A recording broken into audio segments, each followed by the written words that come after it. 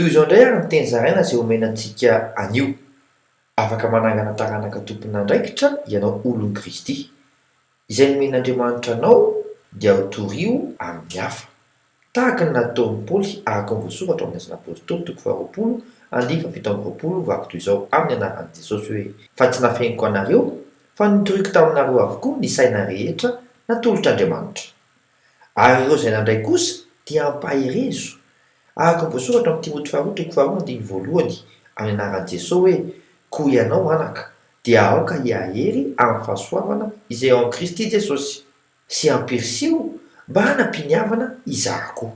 Araka ny voasoratra amin'ny Timoty 2:2 amin'ny anaran'i Jesosy hoe: ary izay rehefa renao tamiko teo anatreha-bavolombelona maro dia atolory olona mahatoky izay ahay hampianatra ny sasany kosa. Mazotoa manangana mpianatra ho an'ny Tompo e!